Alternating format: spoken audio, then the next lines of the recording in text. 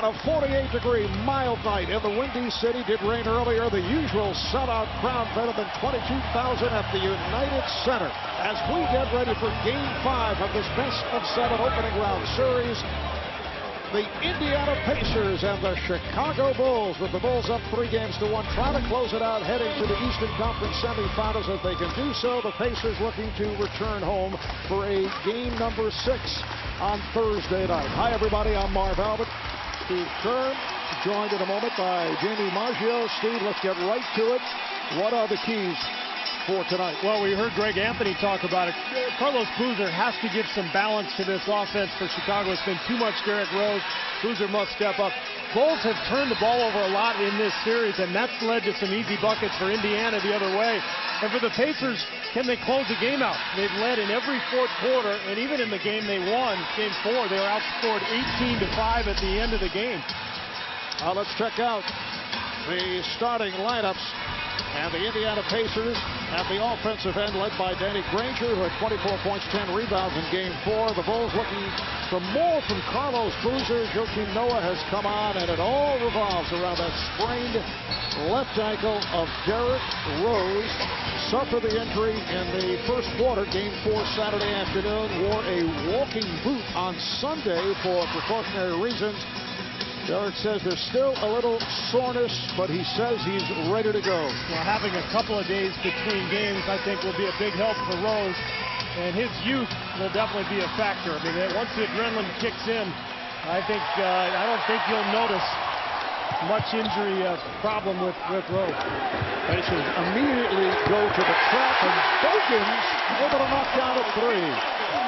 The officiating crew, Dan Crawford, Bill Kennedy, and Zach Zarba. The Indiana Pacers, who have been very successful under interim head coach Frank Vogel, has his team playing very physical style of basketball. They go to the trap, which has been a problem for the Bulls. This has not been an easy series for a team that won 62 games during the regular season, as Derek Collinson is able to hit on the runner, and he also playing with a sprained ankle. Yeah, you see what Frank Vogel does on that first possession. He made Derrick Rose run through a series of picks, chasing Collison, trying to make Rose work. Ball was deflected into the backcourt by the Pacers. Shot clock is down to 4. Rose fires for 3. Gathered in by Noah. So Noah finding Rose on the right baseline. It's been one of the stories of this series for Chicago, the offensive rebound. Offensive foul charged to Roy Hibbert. Well, what a play from Noah. And you see his impact right away at one end with the offensive board, the assist. And there's Rose getting his first hoop in the paint, and then at the other end for Noah drawing that charge. That's why he's one of the best big men in the league. Maybe not a big scorer, but does so many things to help your team win. The Bulls finishing at 62-20 in the regular season, best record in the league. Nice pass to set it up for Luol Deng. Noah has such a beautiful feel for the game, and he's starting to gain more confidence. Remember, he missed 30 games with that thumb injury, and really has not been himself since he returned. But Tom Thibodeau felt like the last couple of games, he really started to gain his rhythm and his confidence back. Noah defending against the 7-2 Hibbert. Good defense. Bogan's able to come up with it. Deng around Granger, sets it up for Noah. And the foul. The basket counts. And a free throw coming up. What a start for the Bulls, Marv. Remember, it's been a struggle trying to score for Chicago in this series. And one of the themes has been, let's play this game a little faster here in Chicago. The last couple of days, that's what people have talked about. And that means moving in transition after a block like the one we saw from Noah, getting out, getting some easy buckets, but also pushing the ball ahead just to get into your offense faster. And I think that will help Chicago, and in particular Carlos Boozer, who needs to get deeper post-ups. Tom Thibodeau telling us, yes, we have been taking too many jumpers, particularly three-point attempts, and wants to see a bit more of a flow, as you allude to. Well, they were 3 for 20 from the three-point line in Game 4, and he thought there was just too many quick shots as Granger misses on his first attempt. Here is Rose, saw the opening, takes all the way. Derrick Rose able to slip through. The Bulls with a 12-2 advantage, and the Pacers will talk it over.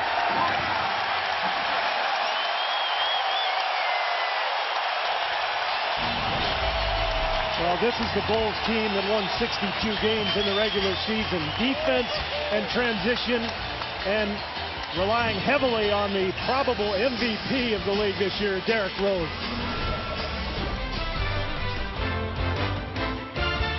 Pacers 12-2. Now, Derrick Rose did sprain his left ankle in Game 4. He didn't practice the last 2 days, although he did practice his free throw shooting today after shoot-around. He did do something different tonight, though. He had his ankle taped, and on top of that, he's wearing the ankle brace that he usually wears in every game. Now, Derrick told me yesterday he'd likely receive a pain-killing shot tonight, but when I asked the Bulls PR to confirm that, they had no comment.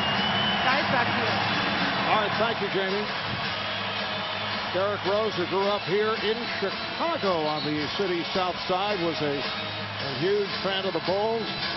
Only 10 years old when the Bulls won their last championship back in 1998. In fact, that's the last time the Bulls had a 60-win season. They won 62 that season, and that team, led by Michael Jordan and Scottie Pippen, went on to win the title. But a very fast start here for Chicago off the excellent ball movement. Collison fighting George for three. Paul George, the rookie from Fresno State, who has played very well since being inserted into the starting lineup by the new head coach, Frank Vogel. Rose whipping it over to Noah. Here's Noah. Wonderful move right off the fingertips. Surprising Tyler Hansbrough. Well, he loves that left hand, particularly on that block. And that's a shot that he wasn't hitting the last few weeks of the regular season, but he's feeling so much more confident in his game. You can tell he's in a good rhythm tonight. Ranger. Boozer with that rebound, and here comes Rose. Dang, hesitating, and now shoots the three. Hesitated twice, you know, and it really probably should have either let it go the first time or just keep moving the ball on, or even put it on the floor. Ranger got the step on Dang. Well, it's rare you see that from Chicago, somebody getting all the way to the rim with the defensive help they normally get. But that's what happens when you push the ball in transition. You get the ball up the floor quickly, and the defense doesn't have time to set up. 4 minutes gone by. Just underway here in Chicago. Boozer. And his production has fallen off in the playoffs. He's been up and down. He's averaged just 12 points a game, shooting just 37%. He was 51% during the regular season. Of course, many of those shots from close in, but he averaged close to 18 a game. Yeah, he's a guy who has been bothered by the length and toughness of this Indiana defense. You know, Hansbrough's done a good job getting his body into him, and then the length of Hibbert coming over from the weak side has been a factor. Oh, beautiful move by Danny Granger in a 6th year out of New Mexico. Solid season, averaged 20 points, 5 rebounds, shoots the three well, just under 40%. Here's Rose, he saw the opening. That's too easy. It counts, and the foul. Derrick Rose moving well on that ankle. Paul said, oh, I mean, the Red Sea parts here. Watch the crossover on George, who was anticipating a pick, and then he's so fast that he beats all 3 Pacer defenders who try to rotate, and that's why he is who he is, that explosive combination of speed and strength. He's hit 3 of 4 from the field. He has 7 points in all. The Bulls with a 17-6 lead. Collison using the screen, picked up on a switch. Hansbrough stripped and fouled by Boozer. Tyler Hansbrough, the second-year man out of North Carolina, now in the starting lineup on a regular basis. One of the changes that Frank Vogel made after taking over from Jim O'Brien. That was back on January the 30th. And the Pacers went 20-18 with Vogel as the head coach, and they finished the season at 1 point, winning 10 of 15 games. He was an assistant for many years with Philadelphia, Boston, and Indiana. I say many years. He's only 37 years old. He's the youngest head coach in the league. His first job in the NBA, the head video coordinator under Rick Pitino with the Celtics. He had worked for Rick at the University of Kentucky. Here's Boozer getting down low, good positions, and way off. The 7-2 Hibbert bothering Boozer. George for 3. Yes. Paul George shooting only 30% from 3 during the season and during the playoffs, but getting the open look. And the impact that Frank Vogel has had on these young players in Indiana has been profound. I mean, he's really made a point of getting these guys to understand the offense. He's simplified things. He's really cut down on the playbook as Hogan knocks down another 3 from the corner. But Frank Vogel gave this Pacer team a more defined identity. They were going to play a lot of people. They were going to play hard and scrappy. They were going to be a little more aggressive and try to get to the foul line more often. And it's been successful. That was last touch by Indiana. Good play by the Bulls. You see the numbers after Frank Vogel took over. You can see how the points went from just under 98 to 102 per game. He does have great respect for the defensive play of the Bulls. Foul is called on Hibbert as Noah went right at him. Noah getting the crowd even more pumped up as he ends up in the stands. But Frank Vogel says the Bulls do the best job playing defense without fouling, which is very hard to do. Yeah, it is. And they've got guys like Noah who have the ability to bother shots without fouling by keeping their hands high. Boozer's more of a stripper down on the low block. But when you've got Taj Gibson and Noah and the length that they have, the ability to bother shots, block shots without fouling really makes this defense. Joakim Noah coming off a strong game in the loss the other day. Game number 4, 8 of 13, 21 points, 14 rebounds, and appears, I know you touched on it earlier, but he appears to have turned it from that sprained right ankle, which affected him late in the season. He'd come back from the thumb surgery, looked to be okay, and then the ankle turned, and then he seemed to be okay again, and then he re-aggravated the ankle injury. And his game, Marv, is really all about energy. And when he plays with a bounce to his step, then he seems to get more buckets around the hoop and get into a rhythm, and then that little funny corkscrew jumper that he shoots is more likely to go in.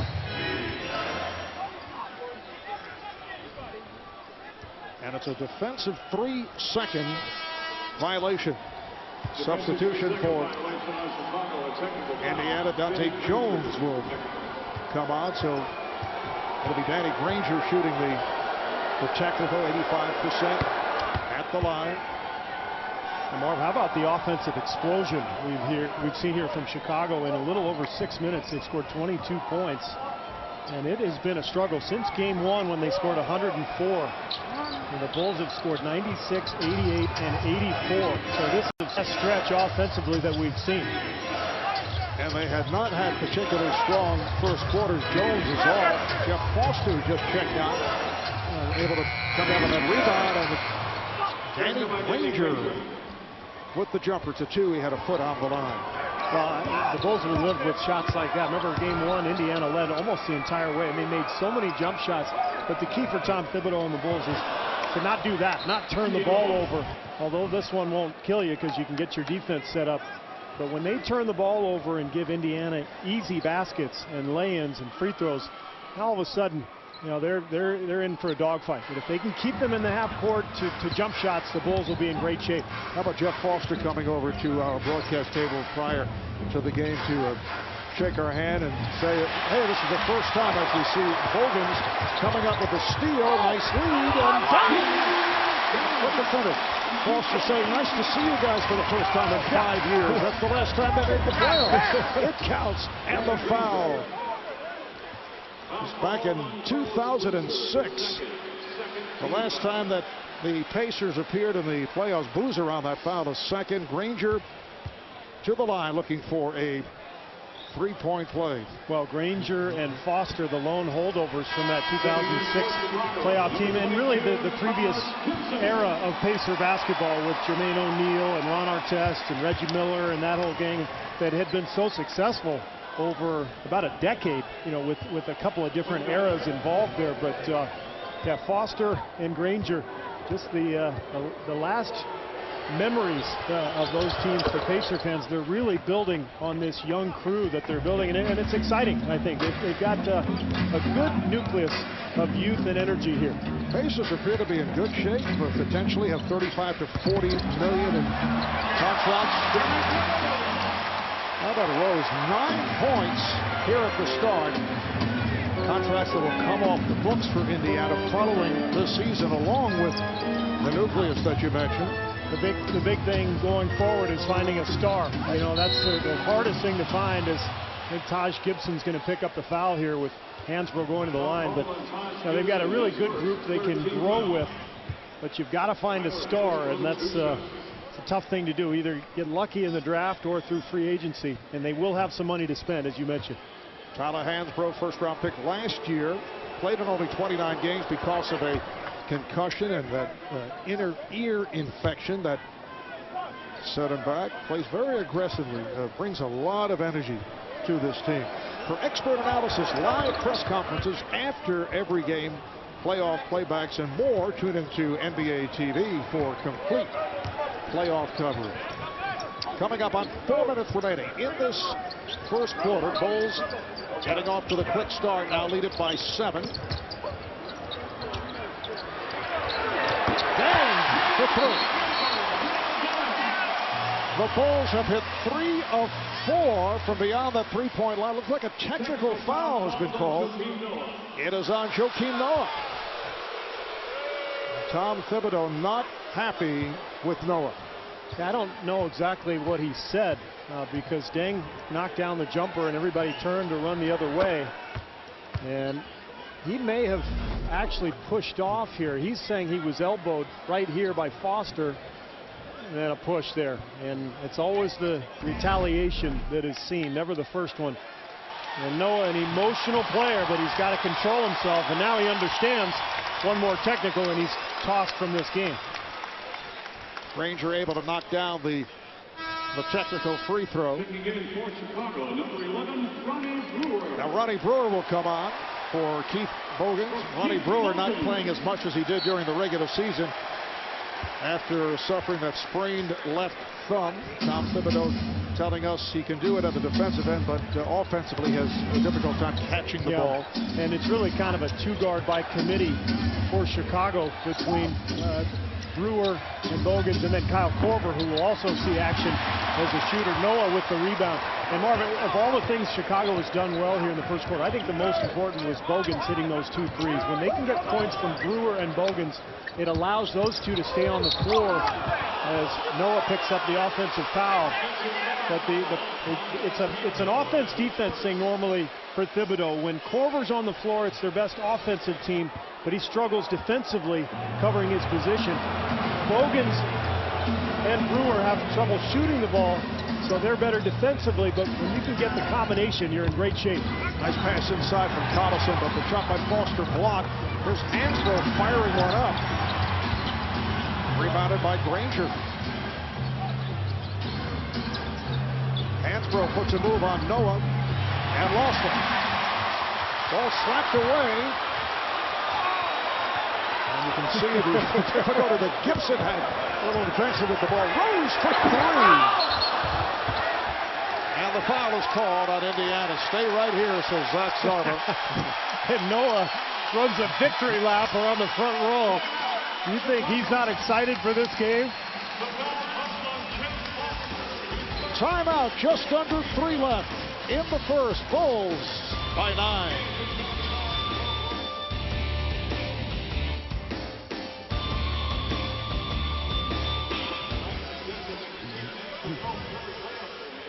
Out of the gates here, they have the 9-point lead, and it's been Joakim Noah's energy that has been the key. The offensive board and the assist early on, taking the charge defensively. Look at the pass to ding for the lay-in.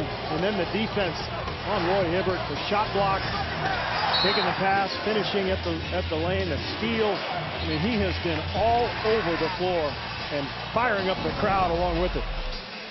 And Joakim extremely excited about the fact that his grandfather, Zachary Noah, is here at the United Center. Seeing him play in the NBA for the first time. 17-year-old former professional soccer player out of Cameroon.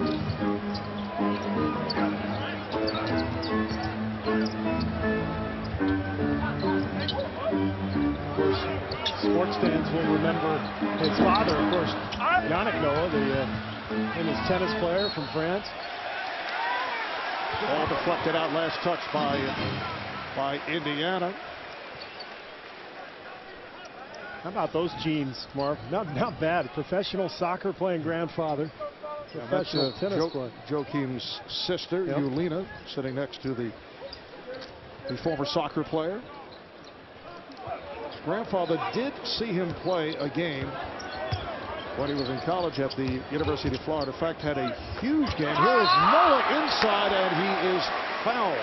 Josh McRoberts, who had just come on for Indiana, called for the foul. Joakim, playing against the University of Georgia, put up 37 points, 11 rebounds in a victory by Florida. In fact, broke a school record for 3 free throws made as he hit 19 of 22 from the line, and hoping that his grandfather brings good fortune here this evening. Filling up the stat sheet already. He's got 8 points, 3 assists, 2 rebounds, and 2 blocked shots. And you look at the numbers between home and road, and I think that has more to do with the return of his confidence than it has to do with playing in a certain venue. I mean, we've talked about it, coming off that injury. He's just gotten more and more confidence as this series has gone along, and he's playing at a very high level tonight.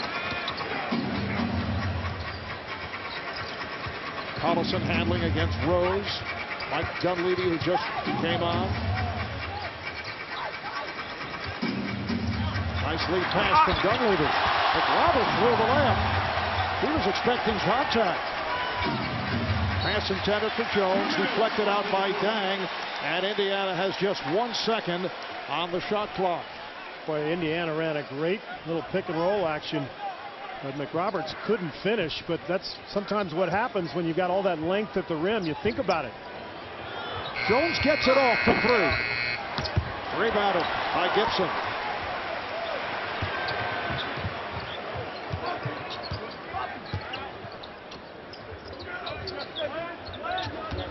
Dang going baseline, and thought he had Brewer.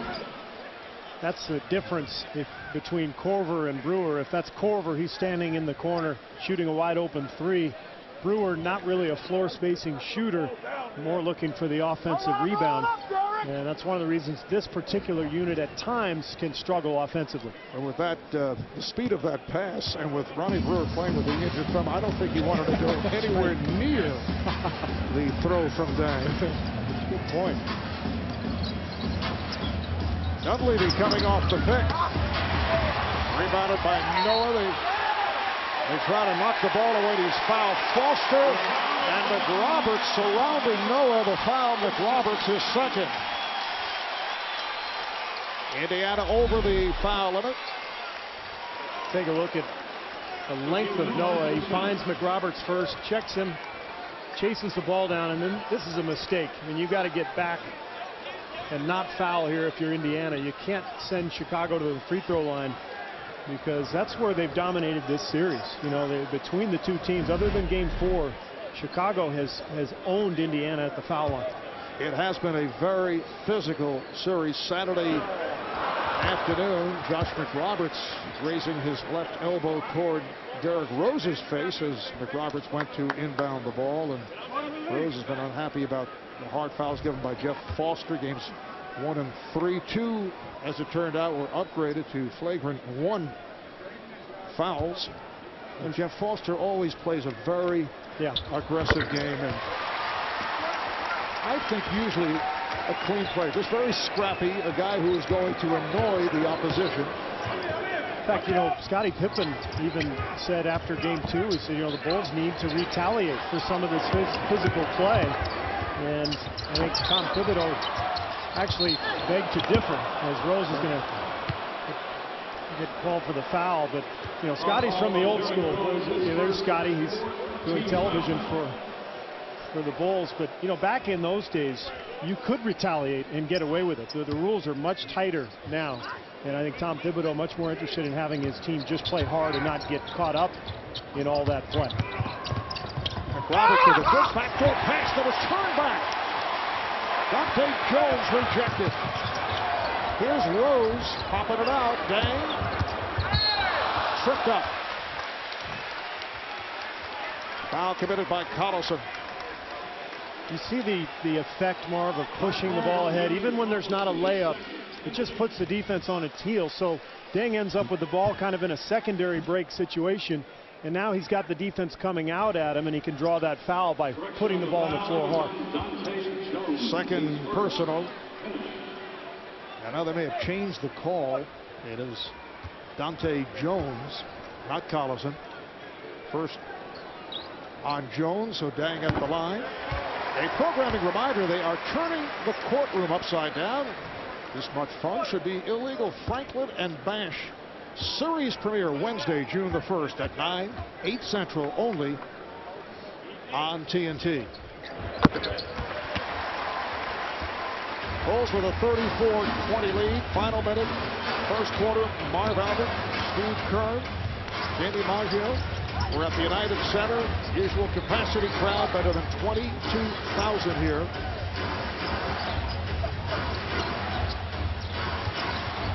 Dunleavy cannot find the shot. Little give and go. Dunleavy and a foul. The blocking foul on Noah.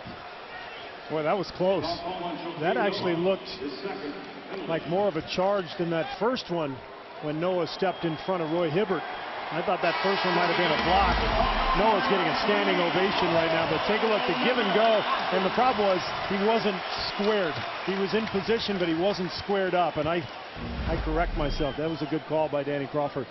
Omer Ashik has come on for Joakim Noah. Ashik, rookie out of Turkey, a second-round draft pick a couple of years back by Portland and traded to Chicago. Strong first quarter for Noah. 10 points, 3 rebounds, 3 assists. 12-point lead for Chicago. Rose pulls it up. Derrick Rose, red hot here at the start. He is 5 for 7, 11 points. Well, his shooting percentage has really suffered in this series, particularly the last couple of games. So for Bulls fans, this is huge. He gets off to this quick start. Now he's in a good groove. He's got a lot of confidence. About a second differential between the game clock and shot clock. Dante Jones for 3 and 1 and 2 by Deng. Not a good foul. That'll put Jones at the line for 3 free throws. I thought Taj Gibson was a little aggressive defensively, going out to double team Collison. Anytime you double at the top of the circle, it's really tough to rotate defensively. And you take a look, Deng had to protect inside, and then by the time he recovers, he runs right into Dante Jones. And this is not the way you want to finish the quarter if you're Tom Thibodeau, giving up 3 free throws.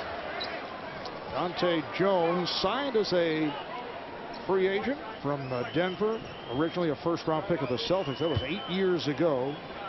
Primarily a defensive geared player, but has improved the shooting touch. He averaged 10 points a game last season, a career high. Number 26, Kyle Korver. And here is the red hot Kyle Korver coming on for the Bulls. Brandon Rush checking in for Indiana, but just under 5 seconds left in this first quarter. Well, Derrick Rose will get the ball. He'll get it down to the other side of the court in about 2 seconds. And then you've got Korver spotting up in the corner. So now Indiana has to stay home with the shooters, and it will give Rose the room he needs. Rose plays the inbounds. Time running out. Here's Rose. Can he get it off on time? He did, but not able to hit. Terrific start by the Bulls. After 1. They lead the Pacers 36-25. Chicago hitting 12 of 19 from the field, led by Derrick Rose with 11. I'm standing by with Coach Frank Vogel. Now, Coach, Chicago off to a slow start throughout this series, not tonight. What's the difference tonight, and how can you slow them down? Well, it's Derrick Rose. Derrick Rose is looking to attack the basket every time he touches the ball, and we're not doing a good job containing him on pick and rolls or any of his action. Danny Granger has 11 of the Pacers' 25 points. How can you get the rest of the offense going? Well, everybody's got to get involved, and we got to start passing the ball. We got to pass the ball, force rotations, and make the extra pass. That's when we're at our best. Okay, thank you for your time, Coach. And for the Bulls, 36 points in the first quarter is their highest scoring quarter in this series. As the second quarter gets underway, Rose picks up a foul that is his second, and Derrick will take a seat as he's replaced by C.J. Watson. Meanwhile, the Pacers going with their bench unit that has been so effective in this series. They've thoroughly outplayed the Bulls' second unit, particularly the last few games, and they rely on this unit heavily for offense. A.J. Price, part of the unit, coming on for Aaron Collison, able to knock down that three. Price out of UConn, a second-round pick last season. Bulls now lead at 36-28. Watson guarded by Price. Bang played by Jones. Gibson. Watson rebounded by Dunleavy. Well, Derrick Rose won't get much of a rest, Marv, so this next 3 minutes or so while he's on the bench, very important for Chicago to find a couple of baskets. Price again trying a three, came up short, and a foul is called. Loose ball foul called on the Pacers. It is on Foster, his second. Indiana really going after the offensive boards, and you know they've missed so many shots that there have been plenty of offensive rebounds to be had. We got 5 of them already in this game, and Foster, you know, is always going to be aggressive at that end of the floor. Tyler Hansbrough back, coming out for Dante Jones.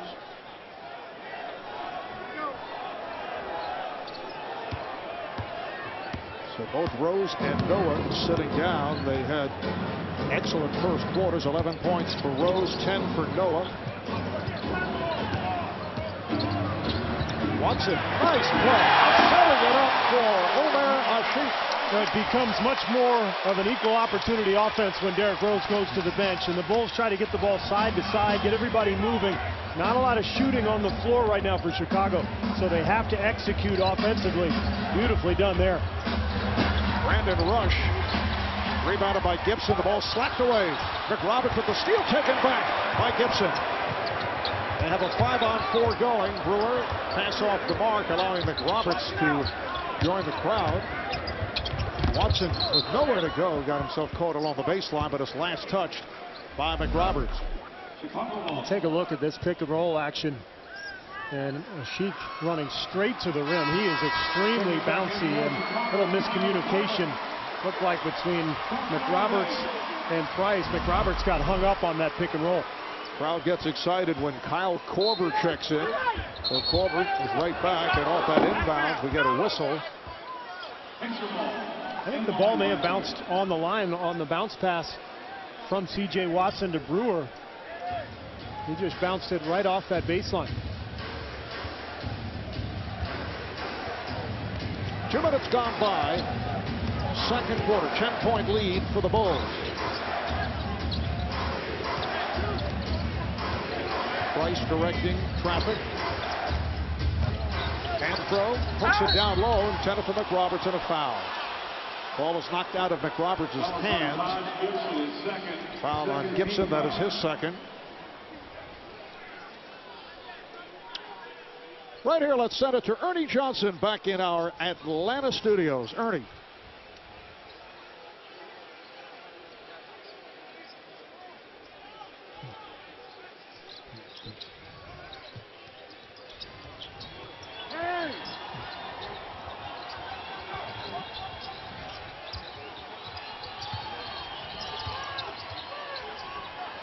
All right, thank you, Ernie. There's a three-pointer from Brandon Rush. 3-year man out of Kansas. He shot 42% from downtown. 26 minutes a game, was primarily off the bench, but he can shoot. Played well in game one. Hit a couple of threes as Korver gets all the way to the rim, surprisingly. But Rush has not played much the last couple of games, so important for him to see that first one go in. Price with the turnover. But Indiana, as we talked about, and Chicago, both these teams go 10 deep in their rotations. How about the move from Korver? Normally a jump shooter going off the dribble. You don't see that one often from Korver. And it's unusual to see teams go 10 deep in the playoffs because of the time off between games. But Frank Vogel had been doing it toward the end of the season. Well, and the other thing is neither one of these teams is star-driven. You know, obviously, Derrick Rose is the star in this game, but everybody else plays a role as Dunleavy lines up the three and can't get it to go. But when you don't have a lot of stars, you've got to do it with manpower and energy. And so both teams are able to play a lot of people and play in short, fast bursts. Bulls with the ball up by 9. Korver trying to get it down low, intended for Boozer, not able to handle it. So the Pacers will take possession. First to timeout. 8.5 left, first half.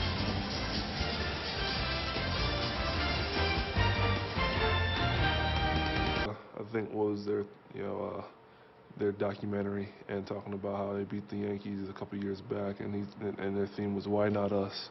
And that's what he's been saying. Why not us? Why can't we do this? This is our time. It can be done. So, that's our whole theme. We walk in the locker room before the game. On the board is "Why not us?" And as we have heard on many an occasion, no NBA team has ever come back from a 3-0 deficit to win a best-of-7. But to take a look in terms of major sports, you remember, Steve, back 1942, those Toronto Maple Leafs over the Detroit Red Wings, 75. Islanders did it to the Penguins in the NHL. Flyers over the Bruins.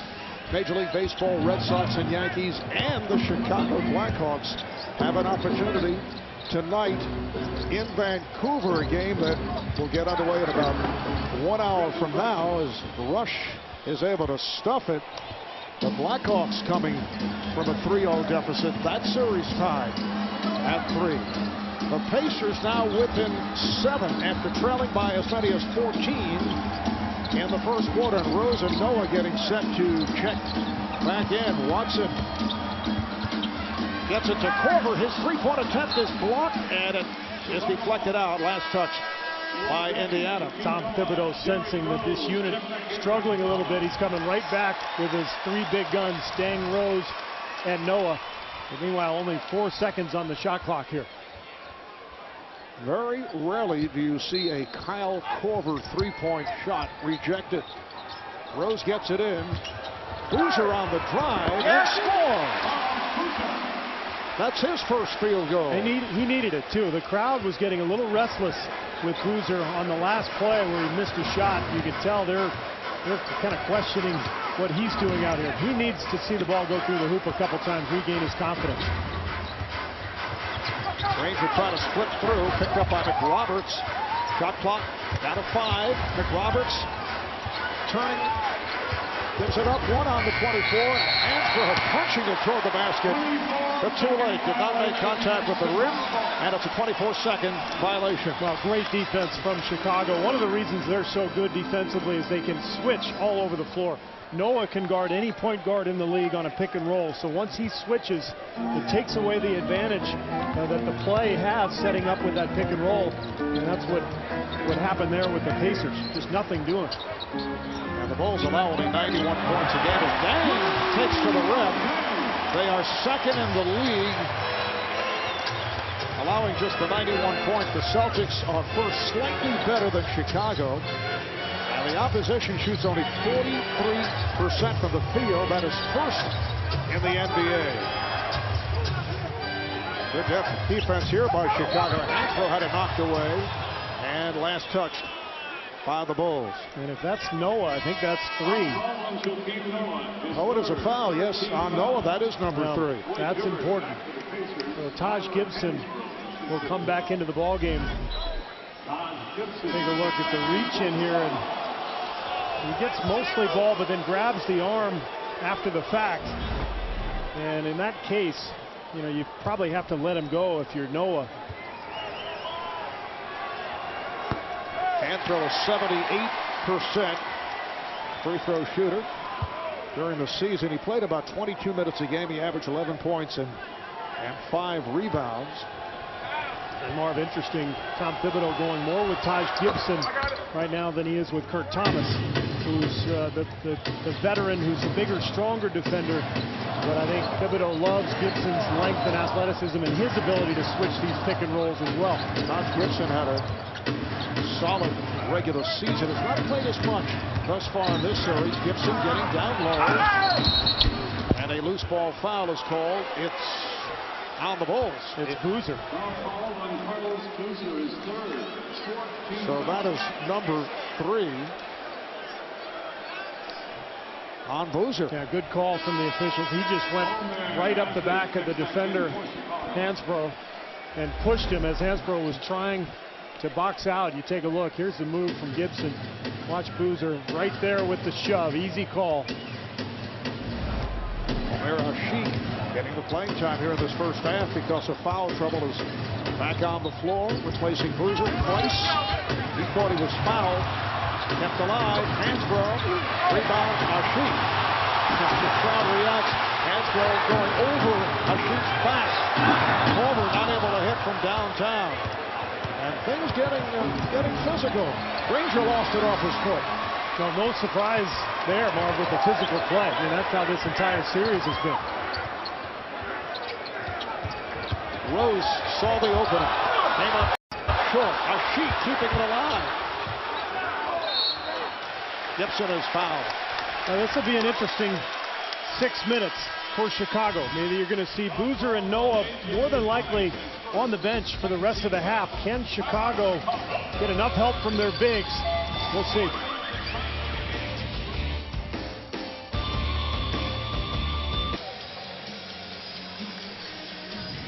Welcome back to Chicago, Illinois, and it's time for the Cinco Stat of the Night presented by Corona. Well, Bulls this year had one of the best seasons in franchise history, winning 62 games. Take a look at the other 6 Bulls teams to have won 60-plus games. Well, they all won championships. You know what the other common denominator is besides the 60 wins? The fact that Michael Jordan and Scottie Pippen played on those 2 teams. And how about Steve Kerr? Well, not on every not on one. all of them. Right. I think that Michael Jordan Pippen thing had something to do with it. Just going to throw that out there for you. You walk in here, though, you are treated like a rock star. Hey, I must say. You know what, Marv? I got to tell you, in all honesty, this is one of the great sports towns in the country. I think we're going to see a foul here on Chicago. And there you see the '96 championship banner. But this is an incredible place to have been a former athlete. Let's see, where is Steve? Why are you so? Everybody else is serious.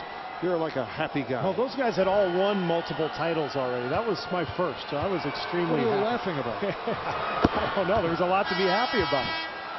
But I remember when I first came to Chicago in '93, I would see commercials, and I'd see Scotty.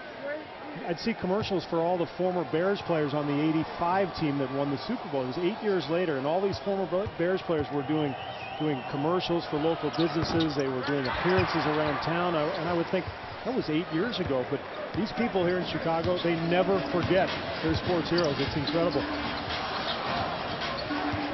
We had to provide security for you when you came into the arena. Back come the Pacers. Were you wearing flip-flops in that photo? It might have been. It was hot. Check that out again. Coming up on 5 minutes to play in the first half. Granger working hard and then finds Rush in the corner to the crossover. Here is Collison. Can't get the shot off.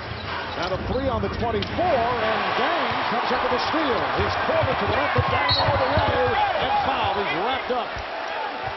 So Dang will go to the line. Foul committed by Rush. Let's see, on the right hand side. You're wearing flip-flops. You win a championship in June. You don't win a title in December. It was June. It was like 100 degrees outside. You can't take The surfer mentality. You take the kid out of California, but whatever. Those were fun days, Marv. That was something, being a part of that whole group. Feel very lucky.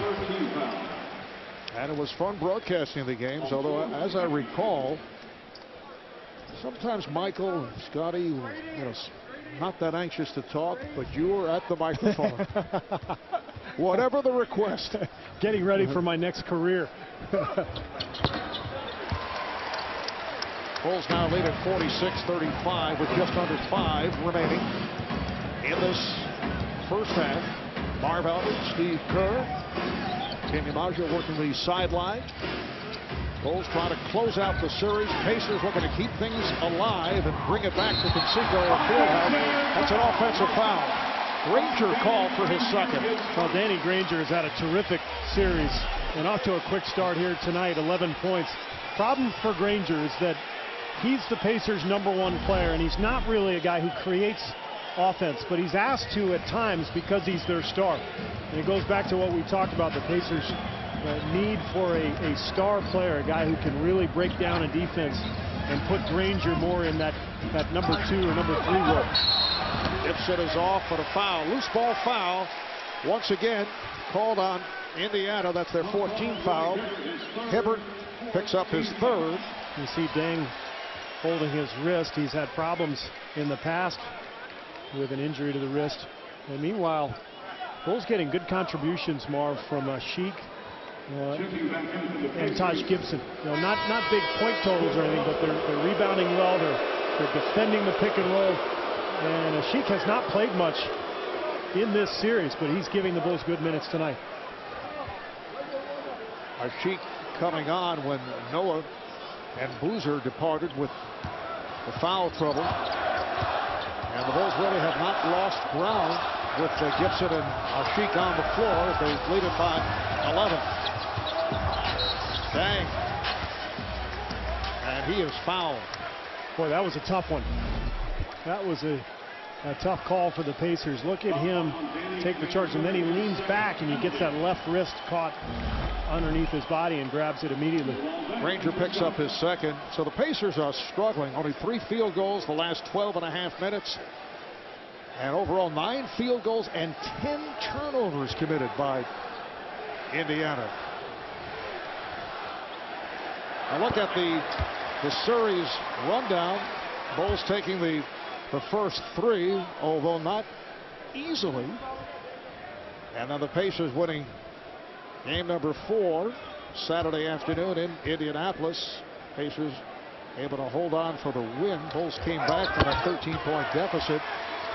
So Derrick Rose struggled with the shot after he sprained his ankle. Shot just 3 of 16 after the ankle injury. Granger, nice setup, hand throw.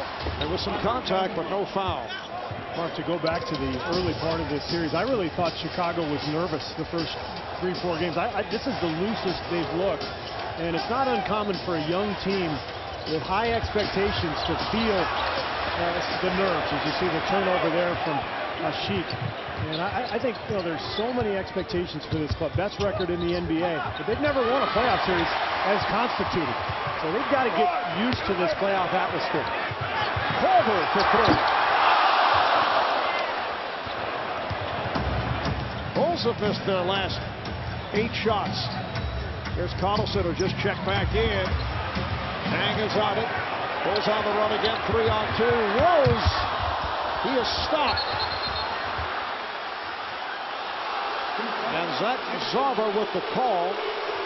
I think it was a kicked ball, Marv, on Rose. And what a defensive play. I believe it was Paul George. It looked like Rose was going to get all the way to the rim. But George makes the stop. Watch this.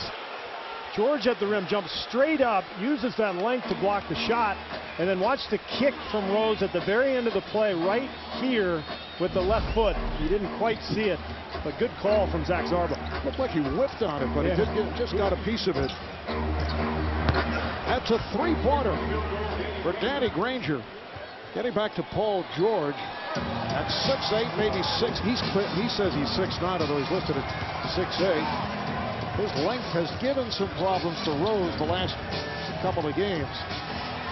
Gibson. Raj Gibson with a wide open look.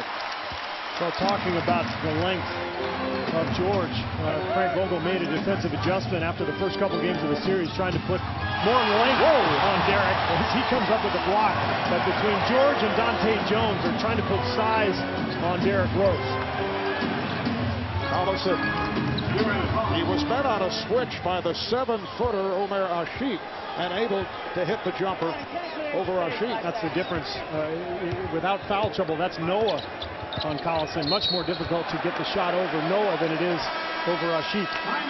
Foul committed by George. Both teams are over 11, but the Pacers making a little run here. Move within 8. They've trailed by as many as 14.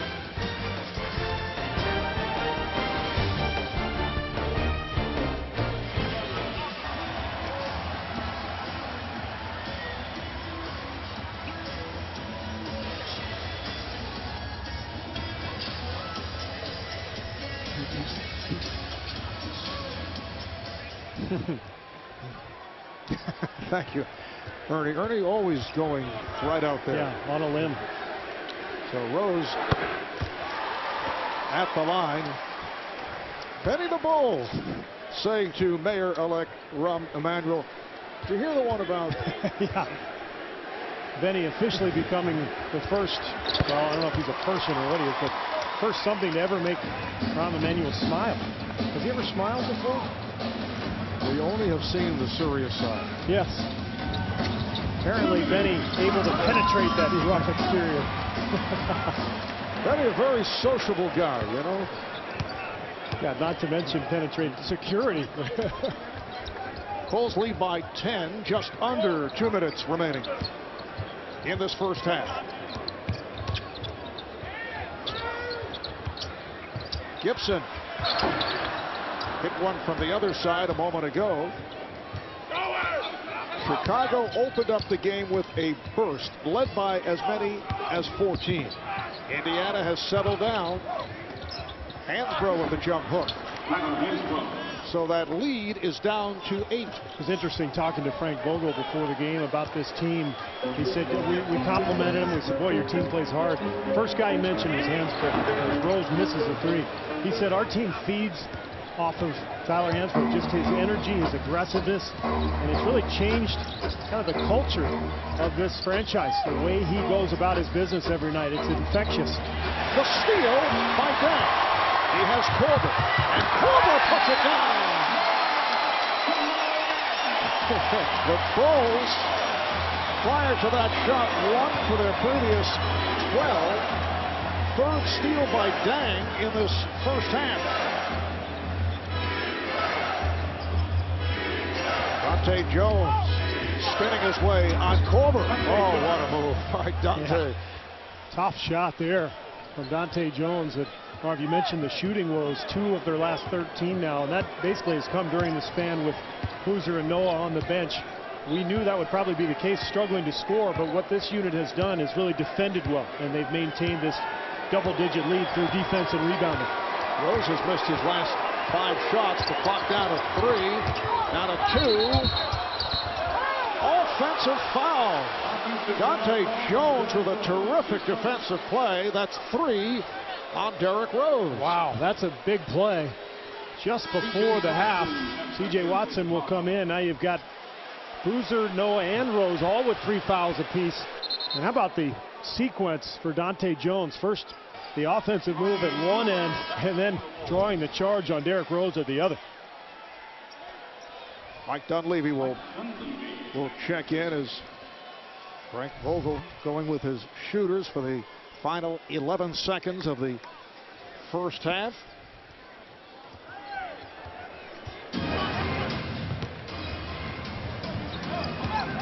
Collison takes a timeout with 7 seconds remaining in the half. He'll step away. Bulls lead at 54-46.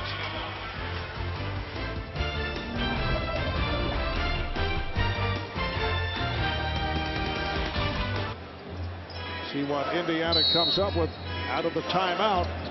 The inbounds to Collison. Down to 5. Out of 2, Collison on a pullback, not able to get the shot off.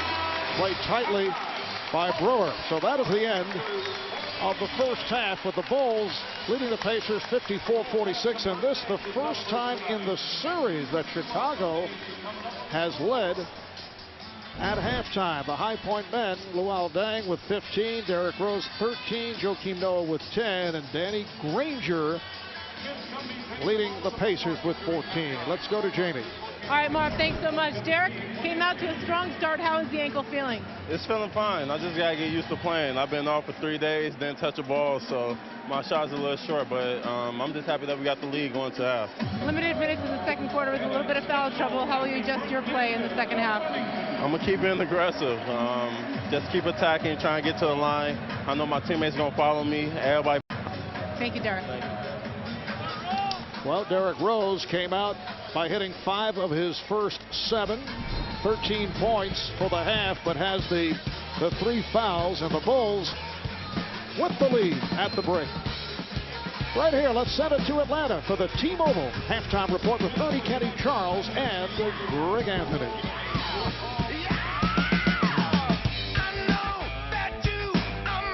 Welcome you back to Chicago. The Bulls with a 54-46 lead on the Pacers. Marv Albert along with Steve Kerr. Bulls jumped right out in front. They were leading 14-2, 3 minutes in. Indiana did come back, but the Bulls end up leading at the half for the first time in this series. But if you're the Pacers, you got to feel lucky to only be down 8, because the Bulls really dominated play. But the foul trouble late in the second quarter for Chicago led to that uneven offensive 5-minute stretch, and that's what allowed Indiana to stay in the game. Pacers only 38% from the field. Chicago shooting at 46 on 18 of 39, and the Bulls not a good free throw shooting team, but here tonight 15 of 16 at the line. Both teams shooting very well. I thought the difference really was the pace with which Chicago played. They really made a point of pushing the ball, and that allowed them to get a nice rhythm offensively. And then they forced 11 turnovers from Indiana. Luol Deng got out early and got some easy buckets in transition, and that helped him along to his 15-point first half. Bulls led by as many as 14. The Bulls' biggest lead, first 4 games this series, only 7. Granger getting inside. Offensive foul. Offensive foul called. Correction, I should say Paul George called on that foul. Well, Chicago's so good with their team defense. Everybody understands rotations. Deng guarding Granger right there anyway, so he didn't have to rotate. But Paul George trying to penetrate and break the play off, and Deng was waiting for him. Both teams back to their starting lineups. Here's Rose for 3. Derrick Rose has missed his last 6 shots. Collison and George at the guards. Hibbert, Hansbrough, Granger up from Hansbrough strip.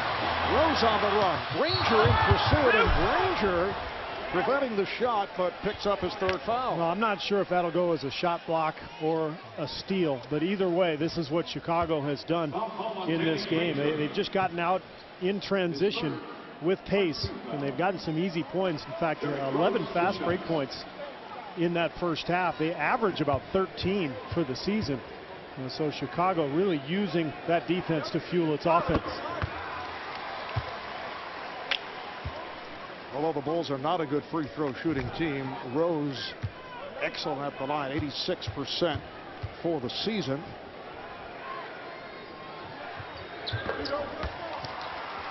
Really remarkable, Marv, when you think of the shooting improvement from Derrick Rose. I mean, really wasn't a three-point shooter at all his first couple of seasons. In fact, made 32 three-pointers total in his first 2 years. Made 128 this year, along with that free throw improvement.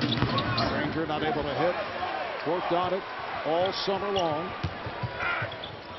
And what was amazing, really, remember last summer he played on the international team, the Team USA that played in Turkey. Really didn't shoot that well from the perimeter for that club. Most of the European teams played off of him. So it was something he really worked on all summer long, and it sure has paid off. How about Bogans with his 3rd three-pointer? He is 3 for 3 from downtown. And I talked about it in the first half, Marv. It's huge because if Bogans makes shots, he can stay on the floor, and he's the best defender for Chicago at that position. A standing one-hander by the 7'2" Roy Hibbert, and that is his first field goal. He's really improved his game. You think about him at Georgetown a few years ago. He's lost a lot of weight since then. He's become much quicker, but a very skilled big man. Can step out on the floor and make a shot, as he just showed. Dang able to play the deflection. Noah chasing down. They have a new clock. Boozer setting the screen. Bogans passing out a 3. Dang hands it off. Noah. That shot altered by Hibbert. Beautiful offense, though, by Chicago, moving the ball and getting that shot that Noah just couldn't get the shot over the outstretched arms of Handspring. We talked about the lack of flow on the part of the Bulls last game. That's a 3-second violation. Well, we're seeing that flow. The Bulls moving the ball, as you say, extremely well here all night long. Let's check in with Jamie. All right, thank you, Marv. Well, I spoke with Frank Vogel coming out of the half. He said their focus right now will be getting Roy Hibbert more involved offensively. If he's in foul trouble and on the bench, they cannot take advantage of his lowest post game. Tom Thibodeau, on the other hand, said the primary concern for them will be to more aware of Danny Granger defensively. They said he's getting good looks. They're going to try to make him play with the crowd. Marv, Steve, back to you. All right, thank you, Jamie. Granger with 14 points in all. And on cue, there was that crowd that Jamie just mentioned. Dang going to the hoop. No foul. Hibbert going straight up. Here is George flipping it up and draws the foul. Noah tried to step away, and a foul is called. That's number 4. Boy, that's a big play there. I mean, Noah is so important to this team, and Noah did not foul him. He got out of the way. If anything, George may have tripped over Derrick Rose's foot, but that's a tough blow for Chicago. And now they're saying it is Rose who picked up the foul, and that's 4 on Rose. Both these guys have 3. Look like Rose from behind on a reach-in. Yeah, or a trip or something, but very little contact. And that's even worse. I mean, it's bad enough if it was on Noah. That's worse. It's on Rose. He'll go to the bench, and now Chicago has to find a way to run its offense and get good shots here, because the Pacers obviously right in it here within 9. C.J. Watson in his 4th year out of Tennessee. The backup point has come on for Rose. That's Watson with the ball. So Watson and Bogans in the backcourt. Noah, Dang, and Boozer up front. Shot clock out of 5. Here is Noah. And again, Hibbert had a lot to do with that shot going off the mark. Marv, this is where Chicago struggles. I mean, when Rose goes to the bench, as George gets to the rim but can't finish, but they don't have a second playmaking score. They got a couple guys who can score. As Bogans lines up the 3 and misses. Dang with the follow, puts it home. But this is not a team with a second perimeter playmaker. So they've got to rely on their offensive execution, and they need Boozer and Deng to pick up the slack. 17 points for Luau Deng. Hansbrough. Rebound Noah. 6 rebounds for Joakim Noah. 4 minutes gone by in the 3rd. Watson on the curl. Deng passed on a 3. Watson from downtown. Rebounded by Hibbert. Well, Chicago's going to have to get it done defensively with Rose on the bench. It's going to be all about making stops and then just trying to find the occasional hoop, either in transition or out of the offensive execution. Collison with a beautiful pass to set it up for Hibbert. So Hibbert coming on here at the start of the 3rd quarter. The Pacers down by 9, try to stay alive and send this series back to Indianapolis on Thursday night for a game number 6. Boozer with room. Carlos Boozer has struggled throughout the series. 1 of 5 thus far tonight. You can just see he's not playing with any confidence. He's had a couple of shots around the rim as Hibbert gets free for another hoop. But Boozer has had his moments tonight where he's had good looks. You can see he's out of rhythm, out of his groove, has not been able to get anything going. Here the crowd getting a bit anxious as Indiana has cut that lead down to 7.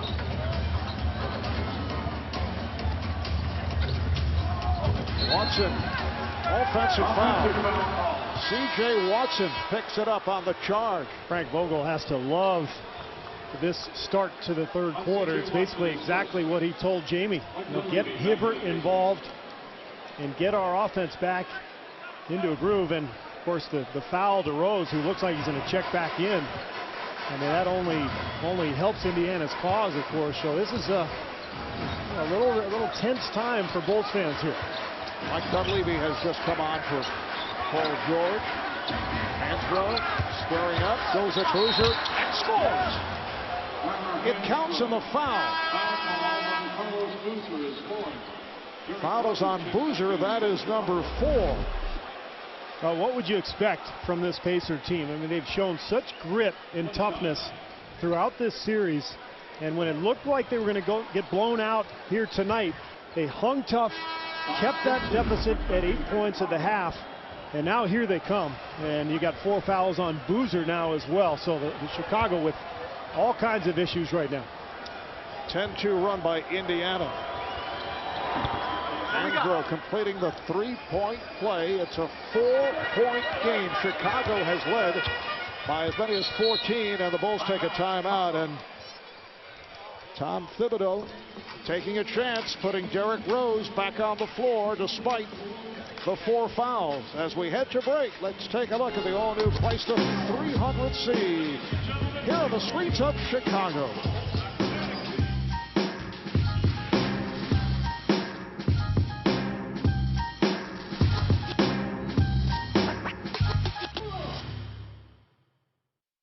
Because majority of us came from places where it was rough growing up.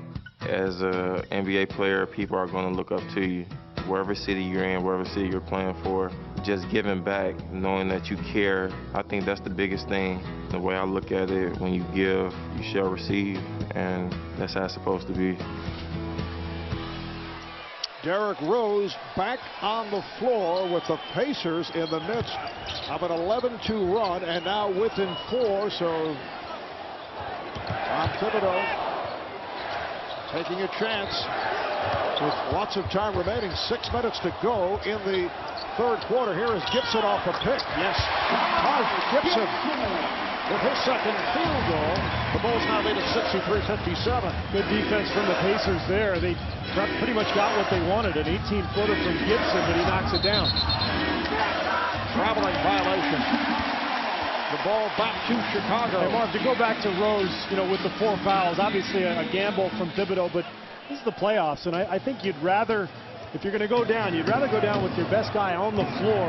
If he's on the bench with foul trouble and you're giving up the lead, then, I mean, that's just as bad as picking up another one, because either way, he's not on the floor. Rose hitting the 3. That's his first of the game. Well, he wants to continue to be aggressive. He's just got to be careful, particularly when he goes to the hole, because the Pacers players certainly are going to be sliding in, trying to take charges.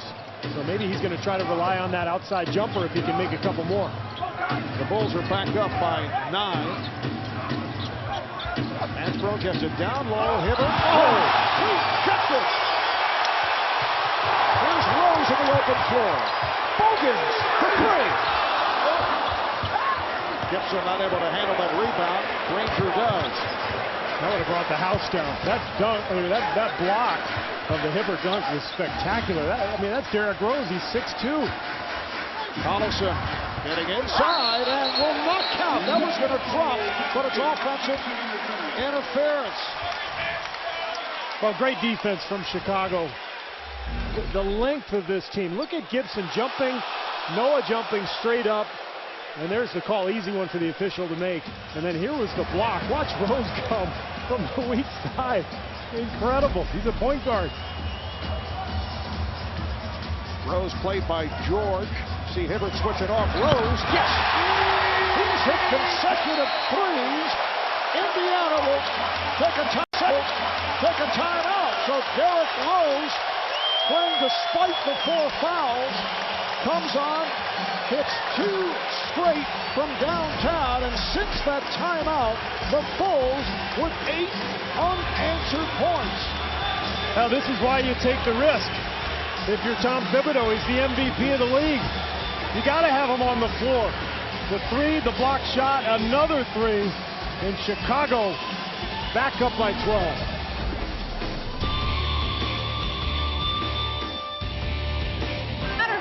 To, whether it's his teammates or the opponent, nobody has a bad thing to say about Derrick Rose. In fact, the word that keeps coming up is humble.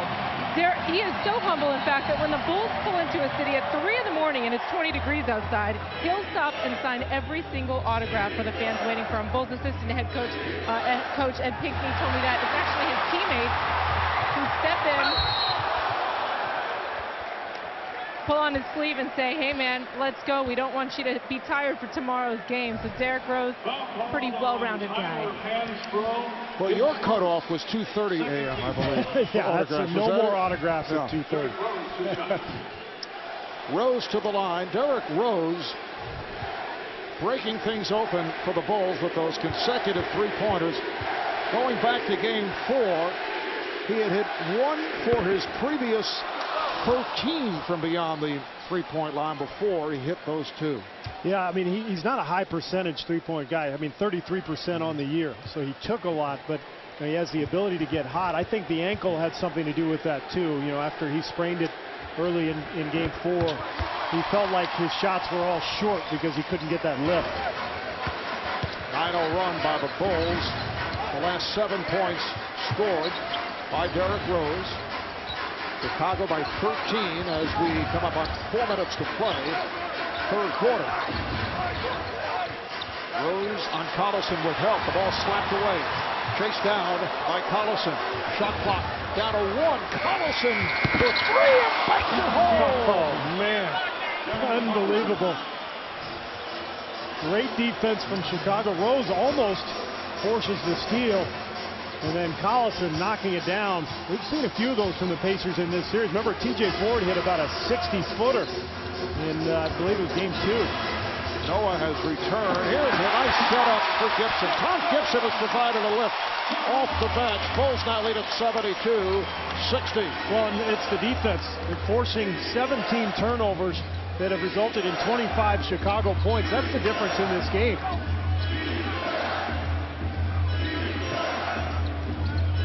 Ranger getting it inside. George is rejected. Another block shot. Kept alive with 1 on the shot clock. Noah able to snatch it and kept it away from Granger. Standing ovation from this crowd here at the United Center.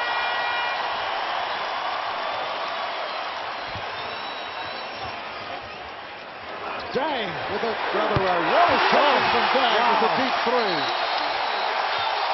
Timeout taken by the Pacers.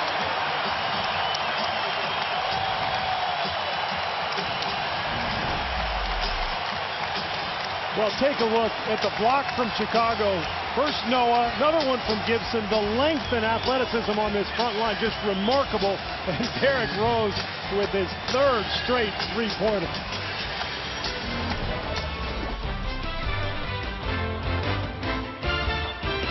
Taking over. Vinny Del Negro now head coach of the Clippers.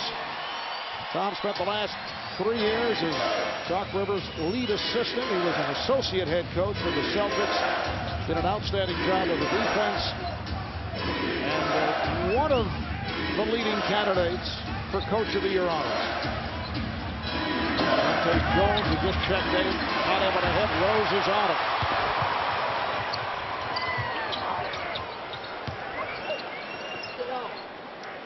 So the Bulls pull it back as we come up on 2 minutes to play. Here in the 3rd, Noah met by Hansbrough. They whip it around. Dang. Not able to hit from 3-point range.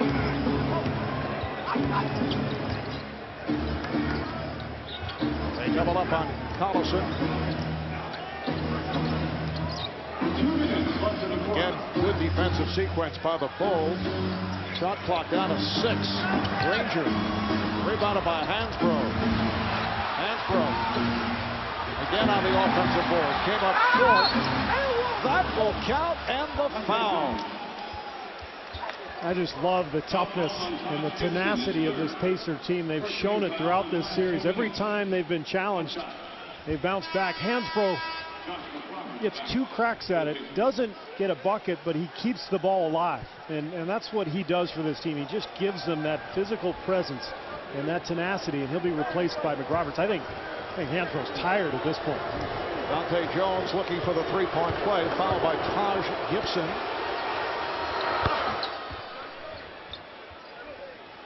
Eight points for Jones. 75-63 Chicago. Derrick Rose giving his team a huge lift, playing with the 4 fouls, hitting the 3 from downtown. Dang with a nice fake, and then Foster picks up the foul. Well, Danny Crawford, the official, thought about it for a brief second because Deng didn't jump directly into Foster once he got him off his feet, but he got a glancing blow from him, and that was enough to get that foul call. Second foul on Jeff Foster. Deng is 6 for 6 at the line, 76% for the season.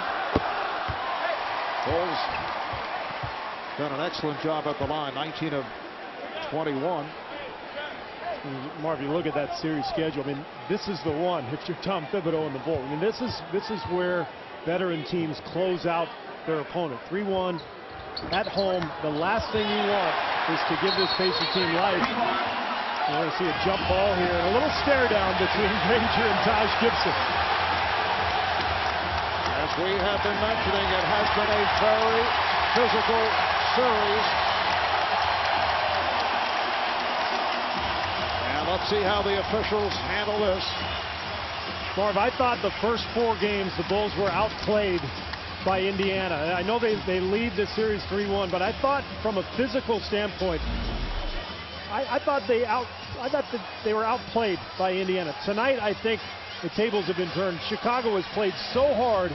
We've seen so much emotion from Gibson and Noah and Deng, and I think they finally kind of found their groove here in this series tonight. No technicals were called, just a jump ball. The officials did talk it over. Rose picked off and deflected back to Rose. Bogans for 3. Yes. 4 3-pointers for Keith Bogans. Indiana right back. Now, Marv, you hear every coach talk about the 50-50 balls and the importance of getting those balls. How about that one?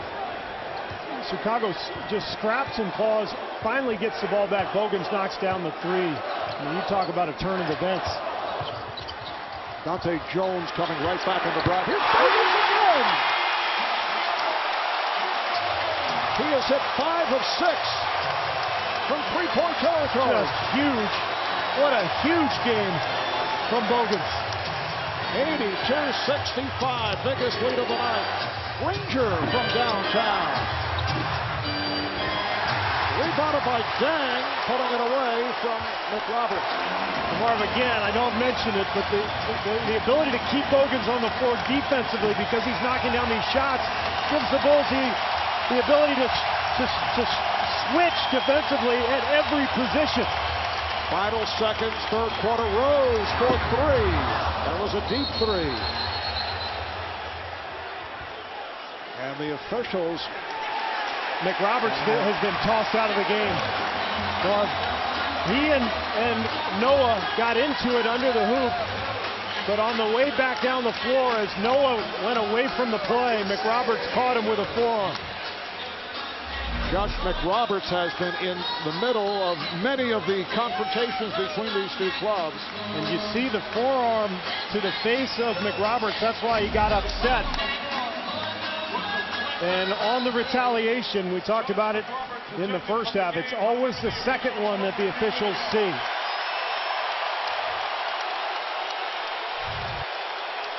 Josh McRoberts ejected. 4-year player out of Duke. Take a look right here. There's a forearm. Well, you didn't see the forearm from Noah. He was already getting out of the way, but what started it was the forearm from Noah. The officials didn't see it, and then McRoberts losing his cool and going after Noah.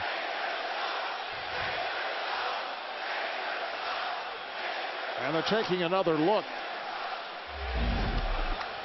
Take a look at the entire play. There's the forearm from Noah. And then he comes after him, McRoberts does. The official's taking a look. And you're allowed to look at the replay in this situation in case you determine as an official that you've gone overboard with the call. So we'll see what this crew comes up with. Did they call that a flagrant? That's the question.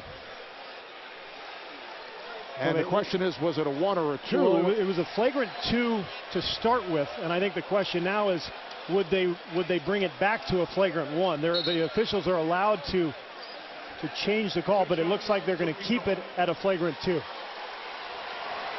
that means excessive right contact. So Noah at the line.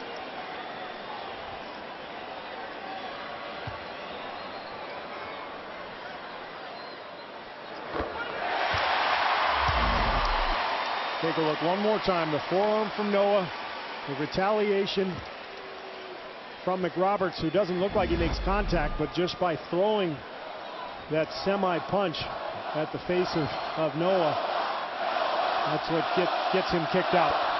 The chant is for Joakim Noah, who hits both. And the problem now for Indiana, Marv, I mean, they just don't have enough scoring to come back from a deficit like this. They have to force Bulls turnovers. That's how they've done it in the first 4 games. That's how they've managed to keep games close. So if the Bulls just take care of the basketball and play a solid fourth quarter, they should be in great shape. Just 2.5 remaining here in the third. It was 61-57. Indiana had come back from a 14-point deficit, down by 14 in the first half. They move within 4, but since then they've been outscored 23-8. Rose not able to get it off. 5 3-pointers made by Chicago during the course of that 23-8 run. After 3, the Bulls with an 84-65 lead as they look to wrap up the series in 5.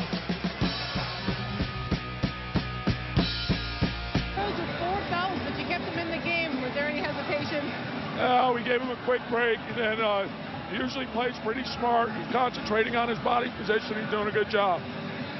Coach, you guys have a pretty strong lead right now. What do you need to do to win this game and close out the series? Well, we got to play 48 minutes. The final 12 minutes are important. We got to get off to a quick start. All right, Coach. Thanks for your time.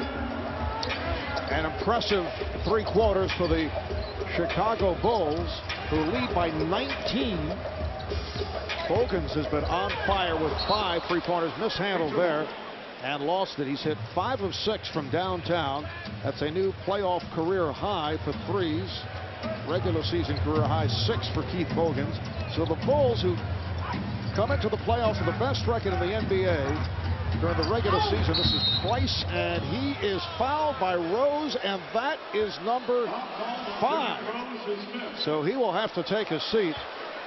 The Bulls had not played well against Indiana over the first 4 games, Steve. Indiana, team that finished 8 games under the 500 mark, but a team that has turned things around since Frank Vogel took over. Yeah, they've been terrific, and the way they've played, as you see the 5th foul from Rose, I mean, they've made this franchise proud. Remember, this has been a rough 5 or 6 years for the Pacers, and I think Vogel has infused this franchise with youth and energy, and he reflects the roster. And guys like A.J. Price, so many good young players on this club, and they've accounted for themselves really well in this series. But as I mentioned, I think this is the first night where Chicago really has outworked Indiana in this series. Watson back in for Rose, played by Price. Kyle Korver has come on. He has not been able to get going to this point. Korver for three. Kept alive by Bogan.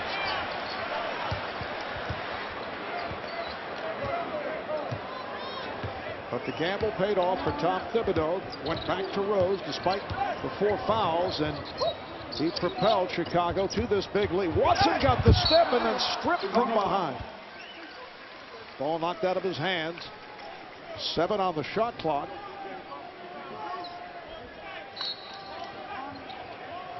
Korver came off the screen. The tip. Gibson. Gibson has been fantastic here tonight, Marv. That's his 8th point. He's got 5 rebounds, but most of all, his defense and his activity has just been spectacular. Ranger from 3. Now, look at this lineup as Tom Thibodeau takes a timeout. Indiana has gone to an extremely small lineup. Foster at center. He's going to set picks, and then 4 shooters. So Frank Vogel, knowing his team needs offense, goes to this shooting lineup.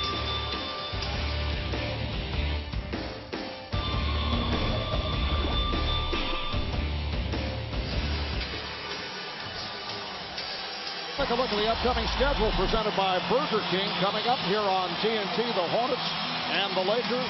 Kobe Bryant will play despite that sprained left ankle. Kevin Harlan, Reggie Miller will have it for you. Tomorrow on TNT, we will be in Miami for the Sixers and the Heat.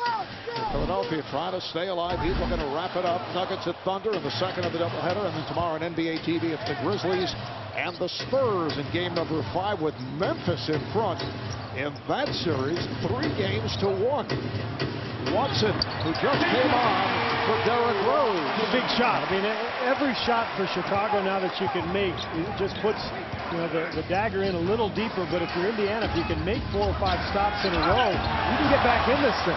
Gibson with the block from behind. Here is Price for 3.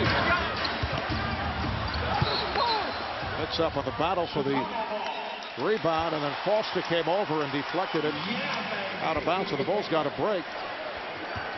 Bulls back in possession. Tom Thibodeau now goes with Korver, Gibson, and Dang, and Noah, along with Watson. Here's Korver straight away for 3. He's 2 of 9 from the field. Noah on the back tap is called on that foul. That's number 4 on Noah. Now, Korver has been so hot in this series. 8 for 10 from the 3-point line coming into tonight. And we saw those 2 early layups, but has not been able to find the range from deep. 2.5 gone by in the 4th quarter. Dunleavy lost his balance and was tied up. I think he may have tripped over Foster. Korver sent him back to the strong side, and Dunleavy tried to cross him up, and I think he got tangled up with Foster. I mentioned the Hornets and Lakers to follow in the second of our doubleheader. The 2-time champion Lakers in the same predicament as a year ago with Oklahoma City. Phil Jackson pointing out the Lakers seem to play better when they're in a desperate scenario. Yeah. Well, sometimes that's the case, and I'm hoping that. Yeah, hoping anyway. But if there's anybody who thinks that New Orleans is going to go and win a game in L.A., they must be from New Orleans, because I don't think anybody else believes that's going to happen. But we'll see. They played awfully well. Chris Paul has just been spectacular.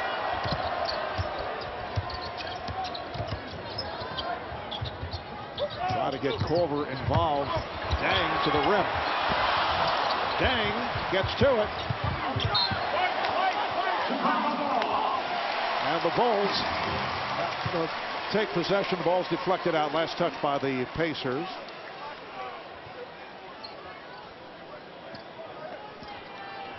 Bulls started the game with that 14-2 burst over the first 3 minutes of play, led by as many as 14 in the first quarter. Indiana coming back. Came within 4, then Derrick Rose was put back in despite the 4. Gibson going glass, although that's not the intention. No, he's letting the crowd know. Usually guys kind of play it off and they run back all smooth. Right. He just started laughing. He basically said, I did not try to do that. Granger for 3. That's his second straight. Danny Granger Very dangerous. 20 points in all, along with 6 rebounds. He has been fantastic throughout this series. Has carried this Pacer offense. Offensive foul. Gibson looking to set the pick on Granger. Collects his 4th. As Indiana moves to the front court, we will check in with Ernie Johnson back in Atlanta. Ernie.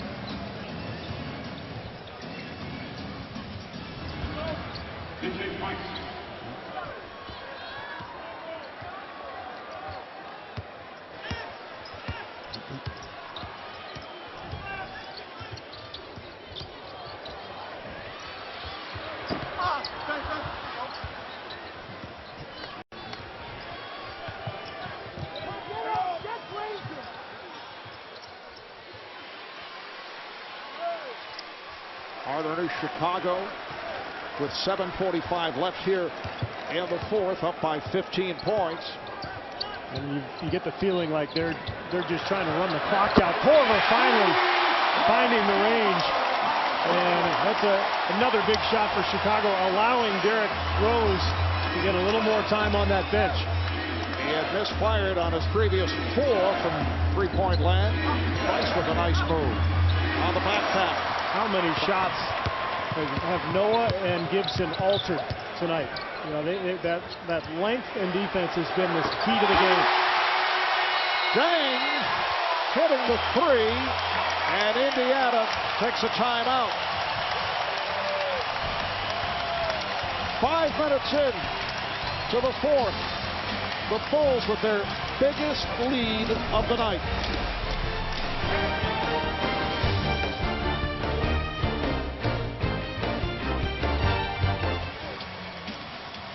On hand, they sold out all 40 regular season home games plus the 3 playoff games. Including tonight, once again, they lead the NBA at home attendance. They average about 22,000 a game. Reach-in foul is called with Hansbrough taking to the rim. Foul on Gibson. That's number 5. So Tyler Hansbrough back to the line. He's hit 6 of 7 at the line. And it is time for Man Up, presented by Miller Lite. Coming in with the sprained ankle, and look at his numbers in game 4. Really struggling from the field. Look at Derrick Rose, what he's done tonight. 8 for 17 from the floor. Hit the big 3 3-pointers in the 3rd quarter. He's been fantastic, and exactly what the Bulls would expect out of their MVP candidate. Noah wide open. Good look from Watson. 98-77.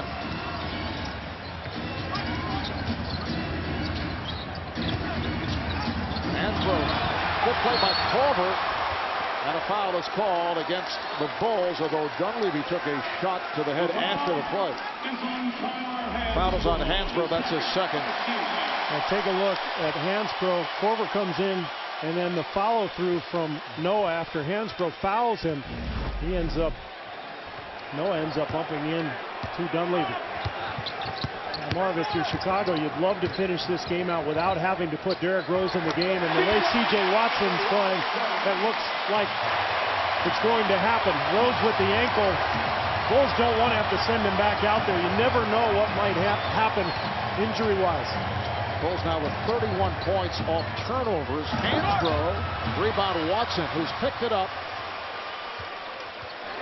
at both ends. And everybody has on this Chicago team. This is the first complete game they've played in the series. Bogan's playing so well. Noah and Gibson coming through big time. And we've seen Watson hit some shots now as well. Just under 6 minutes remaining in the 4th. Granger with the step. Granger to the reverse. Here comes Watson. Pacers get back. Dang open for 3. Yes.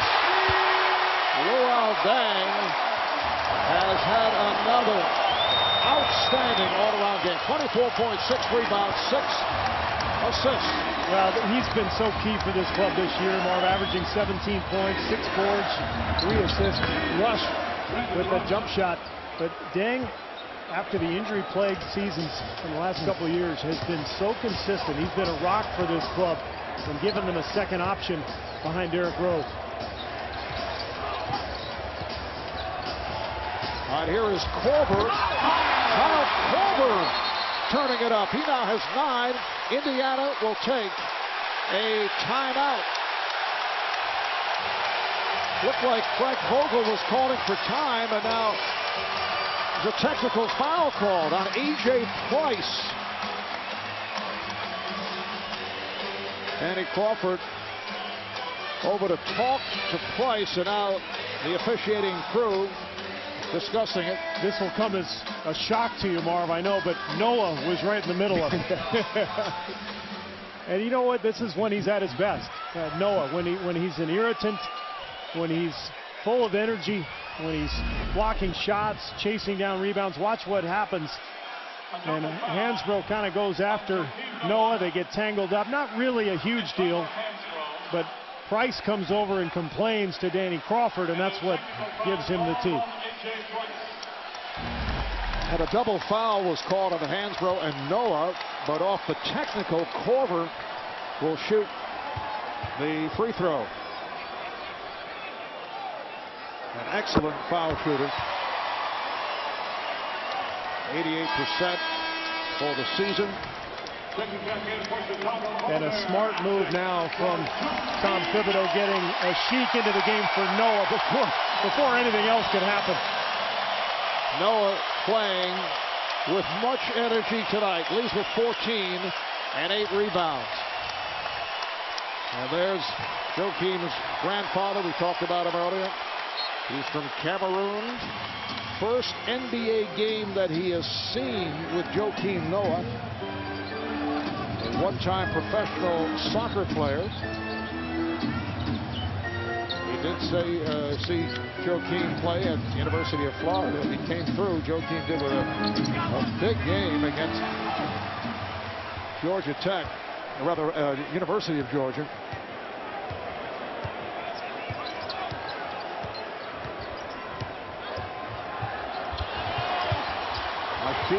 Lost it. Thought he was fouled.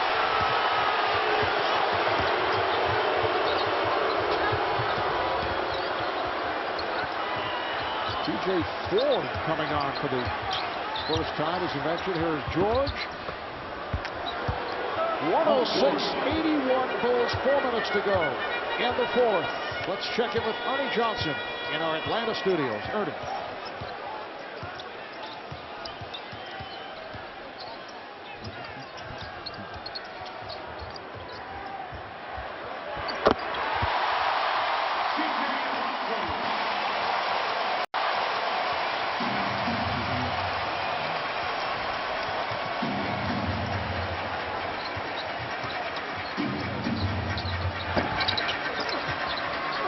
Missing on the jumper, and off the follow, the foul is called. Hibbert is right there. Took the hit from Taj Gibson, and Taj is fouled out. And here's it from this crowd. Played extremely well off of that 10 points, 7 rebounds. Indiana Pacers finishing 37 and 45 during the regular season, but making it to the playoffs as Frank Vogel took over from Jim O'Brien of the Pacers. With Vogel went 20 and 18 as Vogel took over on the 30th of January. You see the list of free agents.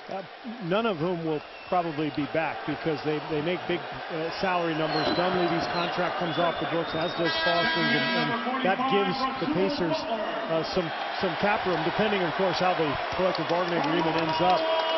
But Indiana with a bright future. I think it's a no-brainer to re-sign Frank Vogel after the job he's done. They've established an identity. They play hard. They play a lot of people. They play with energy. And now it's a matter of, as we talked about earlier, finding another cornerstone player to go next to Danny Granger, somebody who can really be the lead man. And that's probably the toughest thing to do in the NBA, is finding a star. So we'll see what the Pacers can do. Bulls starting to empty the bench. Rasheed Butler has come on. Kyle Korver back on his game. That's his second three. Did not shoot well at the start. The Bulls now lead 111-83. This is George for three. Rebounded by Butler. Ronnie Brewer has also checked back in with just under 3 to go. And the Chicago Bulls are headed to the Eastern Conference semifinals. They'll play the winner between Orlando and Atlanta. And they'll wrap it up momentarily here on the Indiana Pacers. They'll do it in 5, coming off the loss in Game 4 in Indianapolis. Much tougher series, though, than a 5-game result would indicate. Indiana could have won any of the first 4 games. They ended up winning Game 4, but they really played hard and played well. And this, as I mentioned, was the first time Chicago really looked loose and in rhythm offensively. They've had a terrific game tonight. Sheik was fouled by Dunleavy. Timeout taken. 2:20 to go here in the 4th quarter. Back to Chicago in a moment.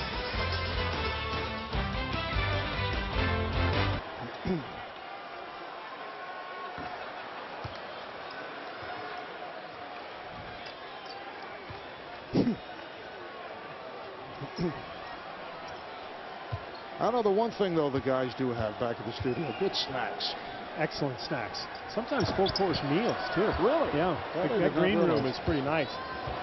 Earlier tonight, Orlando clobbered Atlanta 101-76. So the Hawks now lead that series 3-2. There will be a Game 6 Thursday back in Atlanta, and the Magic turning it from the poor 3-point shooting the other night. Oh, Hibbert puts it down. We did that game. They were 2 for 23 from downtown. Tonight, 11 for 26 from 3-point land. The law of averages had to factor in at some point. The question is, will that continue? And Atlanta, despite being up 3-1, they looked so shaky in a couple of those games trying to hang on to leads. I think Orlando has an excellent shot at sending that thing back to Orlando for a Game 7. Corver attempting the runner. Ford able to elude Brewer. Nice pass off the dribble. Dunleavy with the bucket with 1:28 left in this 4th quarter.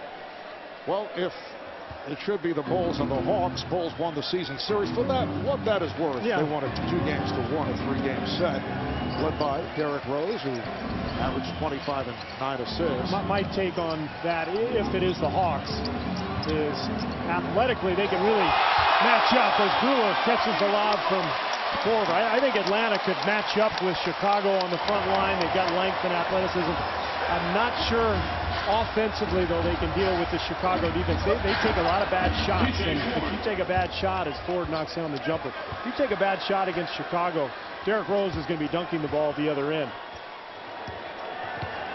And the story tonight, Tom Thibodeau putting Derrick Rose back in the game in the 3rd quarter despite the 4 fouls, and then Rose caught fire. Watson rimming out, and the ball's deflected out. Last touch by Indiana. Now should it be a Bulls-Orlando Magic matchup? Bulls took that series 3-1, and Rose averaging 25 and 6 assists. Howard at 24 and 12. And I think the key there is Corver turns it over. The key in that matchup would be the fact that Chicago has so many front line players who can try to play Dwight Howard one-on-one. They can do what Atlanta has done in this series. Play Howard one-on-one, man up, and then stay home with shooters. Now we show you the season series as we approach the next round of the playoffs.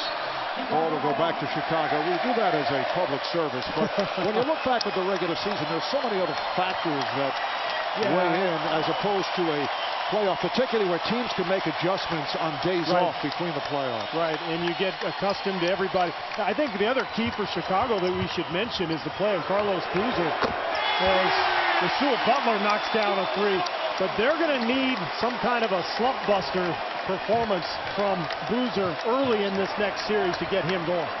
So time running out on the Indiana Pacers. The Bulls take the series in 5 and now await the winner of Atlanta and Orlando. Standing ovation from this crowd.